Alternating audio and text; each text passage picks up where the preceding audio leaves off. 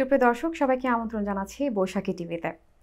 বৈশাখী হেলথের আজকের পর্বে আপনাদের সাথে আছি আমি সালমা সাথী খান। দর্শক, আজকের আয়োজনটিতে আমরা কথা বলবো লিভার সিরোসিসের চিকিৎসা নিয়ে। এই বিষয়টিতে কথা বলার জন্য আমাদের সাথে আজ উপস্থিত আছেন doctor Akhtar Ahmed Shuvo, hepatobiliary and pancreatic surgeon, সহযোগী অধ্যাপক ও বিভাগীয় প্রধান, শহীদ সরওয়ার্দী মেডিকেল কলেজ হাসপাতাল। স্যার, আপনাকে আমন্ত্রণ করছি আমাদের আয়োজনটিতে। ধন্যবাদ স্যার। যেমনটি আমরা বলছিলাম যে আজকে আমরা হেপাটিক ক্যান্সার বা লিভার সিরোসিস নিয়ে কথা বলবো। একটু যদি আপনার কাছে জানি যে আমরা দেখছি যে বর্তমানে লিভার সিরোসিসের রোগীদের সংখ্যা বৃদ্ধি পাচ্ছে, কি কারণগুলো রয়েছে এর পেছনে? ধন্যবাদ। আসলে খুবই সময় উপযোগী একটা টপিক আমাদের আজকের। লিভার সিরোসিস মানে হচ্ছে লিভার শুকিয়ে যাওয়া। লিভার যখন শুকিয়ে যায় সেটা হয় সিরোসিস। তো লিভার সিরোসিস হলে এটা কিন্তু ইনফেকশন বা ক্যান্সার না, শুকিয়ে যাচ্ছে শুধু। হ্যাঁ, তো শুকিয়ে যাওয়ার কারণটা হচ্ছে যে লিভারের ভিতরে কমনলি যেটা হয়, হেপাটাইটিস বি অথবা হেপাটাইটিস সি ভাইরাস যদি আসে, ভাইরাস লিভারকে সবসময় একটা উত্তেজিত করে, চুলকানি দেয় আর কি, একটা অ্যালার্জিমো সৃষ্টি করে। তার এগেনস্টে লিভারের সেলগুলো মারা যায়। মারা গেলে সেই জায়গাগুলো লিভারের কোষগুলো চেঞ্জ হয়ে সেখানে প্লাস্টিকের মতো ফাইবার তৈরি হয়, যে কারণে লিভারটা শক্ত হয়ে যায় এবং ছোট হয়ে কুঁচকে যায়। এটা হচ্ছে লিভার সিরোসিস। তো হেপাটাইটিস বি এবং হেপাটাইটিস সি এই দুটার থেকে আসলে মেনলি সিরোসিস হয়। তবে এখনকার যুগে সিরোসিসটা মেইন কমন যেটা, সেটা হচ্ছে ফ্যাটি লিভার, যেটা এখন সারা পৃথিবীতে একটা টক। যে যদি লিভারে অতিরিক্ত ফ্যাট জমে এবং সেটা যদি আমরা নিয়ন্ত্রণ করতে ব্যর্থ হই, তাহলে সেই ফ্যাটগুলো একসময় লিভারকে ধ্বংস করে সিরোসিস তৈরি করে। তাহলে মেইনলি তিনটা মনে রাখলেই হয় আমাদের, হেপাটাইটিস বি, হেপাটাইটিস সি আর হচ্ছে আনকন্ট্রোলড ফ্যাটি লিভার। এই তিনটা থেকেই মেইনলি আমাদের সিরোসিস অফ লিভার হয়। এছাড়া আরও কিছু জটিল রোগ আছে, যেগুলি যদি লিভারের পেছনে রক্তনালী যদি ব্লক হয়ে যায় কোনো কারণে, থ্রোম্বাস হয়ে বা কোনো একটা ব্লক এসে আটকে দেয়, অথবা পিত্ত নালীতে দীর্ঘদিন ব্লক থাকে, তাহলে সেটার কারণে সেকেন্ডারি লিভারের সিরোসিস হয়। এ ধরনের অনেকগুলো জটিল অসুখ আছে যেগুলো খুবই রেয়ার আসলে। তো আমাদের মেইনলি তিনটা দর্শকদের জানলেই হবে, হেপাটাইটিস বি, সি আর ফ্যাটি লিভার। এই তিনটা হচ্ছে মেইন কারণ। স্যার, আমরা একটু আপনার কাছ থেকে জানতে চাইবো যে বর্তমানে হেপাটাইটিস বি রোগীদের সংখ্যাও কিন্তু অসংখ্য বাড়ছে এবং অনেকেই কিন্তু দেখা যাচ্ছে যে পজিটিভ নিয়ে হচ্ছে লাইফ সার্ভাইভ করছে। হেপাটাইটিস বি হলে কি লিভার সিরোসিস হওয়ার সম্ভাবনা থাকে কিনা, বা যাদের হেপাটাইটিস বি আছে তাদের সিরোসিস হবে, সেক্ষেত্রে কি ধরনের সচেতন হতে পারে তারা? ধন্যবাদ। এটা যাদের পজিটিভ তাদের জন্য খুবই জানা উচিত। হেপাটাইটিস বি পজিটিভ হলেই যে তার সিরোসিস হবে তা না, সে যদি নিয়ন্ত্রিত করতে পারে। অর্থাৎ হেপাটাইটিস বি এর যে ভাইরাসটা আমাদের শরীরে ঢোকে, সেই ভাইরাসটাকে নিয়ন্ত্রণ করার জন্য ওষুধ আছে অ্যাভেলেবল। হ্যাঁ, প্রথমত আমরা যারা সুস্থ, যাদের হেপাটাইটিস বি নেই, তারা ভ্যাকসিন নিলেই কিন্তু সুস্থ থাকে, তাহলে জীবনে লিভার সিরোসিস হবে না তার। Very simple solution. তাহলে প্রত্যেকটা নাগরিকের উচিত তার হেপাটাইটিস আছে কিনা পরীক্ষা করা, যদি দেখে যে নাই, সাথে সাথে ভ্যাকসিন নিয়ে নিল, বেঁচে গেল। কিন্তু আসলে আমরা একটু উদাসীন জাতি, এই যে কারণে আমরা আসলে বিপদে পড়ি। আচ্ছা, যার পজিটিভ হয়েই গেছে তার কিছু ওষুধ আছে, অ্যান্টিভাইরাস, ভাইরাসের এগেনস্টে ওষুধ পাওয়া যায়, খুব বেশি দামি ওষুধ না, 3 মাস 6 মাস খেতে হয়।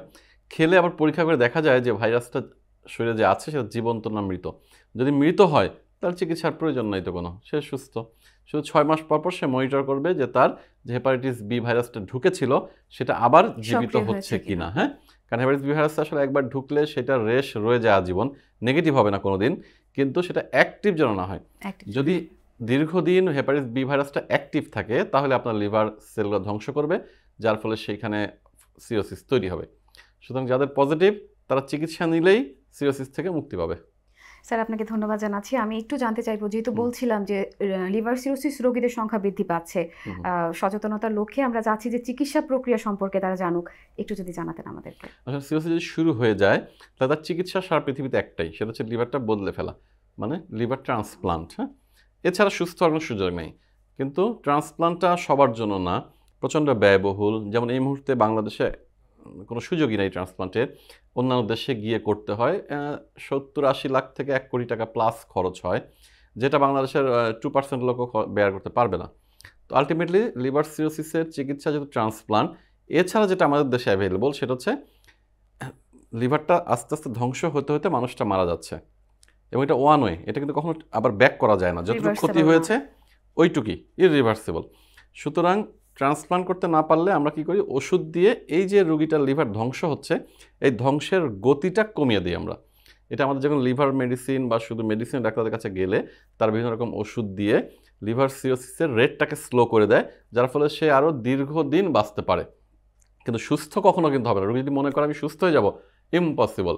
সুস্থতার একটি উপায়, সেটা হচ্ছে লিভার ট্রান্সপ্লান্ট। বাকিটা হচ্ছে আমরা ওষুধ দিয়ে এই গতিটাকে আস্তে আস্তে স্লো করে দিই, যেন সে অনেক দিন এই লিভার নিয়ে বাঁচতে পারে। স্যার, আপনি চিকিৎসা সম্পর্কে বলছিলেন যে ট্রান্সপ্লান্ট এই পদ্ধতিটি শুধু একমাত্র উপায়, এবং একমাত্র। সেটি বলছিলেন যে এটি খুব ব্যয়বহুল একটি চিকিৎসা এবং সবার পক্ষে বেয়ার করা সম্ভব না। সেক্ষেত্রে অনেকের মনে হয়তো প্রশ্ন আসতে পারে যে আমরা আগে থেকে কিভাবে সচেতন হতে পারবো যাতে করে এই পর্যায় পর্যন্ত তাদের না যেতে হয়। যেটি বলছিলাম 3টি কারণ। এখন আমার সারা পৃথিবীতে ফ্যাটি লিভারটা একটা খুব ইম্পর্টেন্ট ইস্যু। তো শুধু আমাদেরকে ফ্যাটি লিভার জারি হবে খুব সিম্পল একটা আল্ট্রাসাউন্ড করলেই আমরা জানতে পারি। ফ্যাটি লিভারের 4টা গ্রেড আছে, 1, 2, 3, 4। যখনই 1 বা 2তে পাবো, সাথে সাথে আমরা চিকিৎসা নিব। চিকিৎসা মানে কি আসলে ব্যায়াম করা, দৌড়াদৌড়ি করা, আর কার্বোহাইড্রেট কম খাওয়া, চিনি মিষ্টি না খাওয়া। আমরা এগুলোতে কন্ট্রোল করতে পারলে, তা ফ্যাটি লিভার যদি কন্ট্রোলে থাকে কোনোদিন সিরোসিস হবে না। হেপাটাইটিস বি আর সি, হেপাটাইটিস সিটা খুবই মজার, যে হেপাটাইটিস সি 3 মাস ওষুধ খেলে একদম কিওর হয়ে যায়, নিয়ন্ত্রণ না, কিওরই হয়ে যায়। তো যখনই আপনি জানবেন হেপাটাইটিস সি হয়েছে, সাথে সাথে চিকিৎসা নেবেন, আপনি মুক্ত হয়ে যাবেন। চিকিৎসা নিলে তার সিরোসিস হচ্ছে না, ভালো হয়ে গেল। হেপাটাইটিস বি হয়েছে আপনার, তাহলে আপনি সাথে সাথে চিকিৎসকের পরামর্শ নিন, ওষুধ খান। হেপাটাইটিসের বির যে ভাইরাস, সেটা ঘুমিয়ে থাকবে, আপনার লিভারে কোনো ক্ষতি করবে না। যতটুকু ক্ষতি হচ্ছে ওই স্টেজেই থাকবে আজীবন, শুধু আপনার সিরোসিস হবে না, অথবা শুরু হলেও আটকে থাকবে। সো চিকিৎসা আমাদের কাছেই আছে। রুগী সচেতন হলেই পারে সে হেপাটাইটিস বিকে নিয়ন্ত্রণে রাখতে পারে, হেপাটাইটিস সিকে নির্মূল করতে পারে, ফ্যাটি লিভারকে নর্মালে নামিয়ে আনতে পারে। শুধু মনের জোর এবং সচেতনতা, তাহলেই আর সিরোসিস যেতে হয় না, লিভার ট্রান্সপ্লান্ট লাগে না। স্যার, আপনি কারণগুলো সম্পর্কে আমাদেরকে প্রথমেই বলছিলেন যে ফ্যাটি লিভার খুবই গুরুত্বপূর্ণ একটি কারণ হিসেবে কাজ করে। অনেকের মনেই হয়তো প্রশ্ন আসতে পারে যে এই ফ্যাটি লিভার হওয়ার পেছনে কী কী কারণ এবং কিভাবে এটিকে প্রতিরোধ করা যায়। আসলে প্রথম কারণ জেনেটিকটা, আসলে যে ফ্যামিলিগতভাবেই দেখলেই বোঝা যায় অনেকের স্বাস্থ্য বেশ ভালো, অতিরিক্ত ভালো আর কি, তাদের ফ্যাটি লিভার হচ্ছে, কিছু করার নেই। স্যার, এই ক্ষেত্রে আমরা কিন্তু এটাও দেখি অনেকের ক্ষেত্রে যে অনেক শুকনা মানুষ কিন্তু হ্যাঁ, বলছি তাদেরও ফ্যাটি লিভার বলছি হয়। হ্যাঁ, মানে একটা হচ্ছে জেনেটিক ফ্যাক্টর, এটা আছেই। আর শুকনা যাদের দেখছি তাদের কারণ হচ্ছে কিছু ড্রাগ এবং কিছু ফুড হ্যাবিট আছে, যে সে শুকনা হলেও সে যে জিনিসগুলো খায় সেগুলো হচ্ছে তার লিভারে গিয়ে জমা হয়, যেমন কার্বোহাইড্রেট। মেইন আমাদের প্রবলেম হচ্ছে কার্বোহাইড্রেট খাওয়া। আমরা মনে করি যে গরুর মাংস বা তেল খেলেই, চর্বি খেলেই মোটা হয়, লিভারে ফ্যাট জমে। Not that. আমাদের লিভারে ফ্যাট জমে কার্বোহাইড্রেট খাওয়া থেকে, মানে মিষ্টি, কেক, চিনি, এগুলো থেকে, আর ভাত আর রুটি থেকে। ঠিক আছে, আমরা যদি এগুলো কম খাই, মাছ, মুরগি, গরু, ডিম বেশি খাই, শাকসবজি, ফলমূল খাই, ফ্যাটি লিভার নর্মালি প্রোটিন চলে আসবে। খাওয়া বেশি বা সবজি খাওয়া, ফল প্রোটিন এবং ফ্যাট বেশি খাওয়া যাবে। জি। কার্বোহাইড্রেট মিনিমাম খেতে হবে, কারণ কার্বোহাইড্রেটটাই ফ্যাটি লিভার হয়। স্যার, আমরা ভাতে ভাতে বাঙালি, কিভাবে আমরা কার্বোহাইড্রেট মাছ কমাতে খাবেন, ভাত পারবো? খাবেন না, ভাত খেলেও কম খাবেন। আচ্ছা স্যার, যেহেতু লিভার সিরোসিস খুবই গুরুত্বপূর্ণ একটি বিষয় এবং আপনি খুবই চমৎকারভাবে বিষয়গুলো আমাদেরকে বলছিলেন, প্রতিকারের জন্য কোনো উপায় আছে কিনা? ওই যে সচেতনতা, আমি আবার বলছি, সচেতনতা এবং যদি শুরু হয়ে যায় সিরোসিস, দ্রুত চিকিৎসা নেওয়া, অবহেলা করা যাবে না। আপনি সচেতন হন, আপনি দেখতে পাচ্ছেন যে সিরোসিসের 3টি কারণই নিয়ন্ত্রণযোগ্য, এবং সিরোসিস শুরু হলেও সেটাকে ওষুধের মাধ্যমে স্লো করা সম্ভব।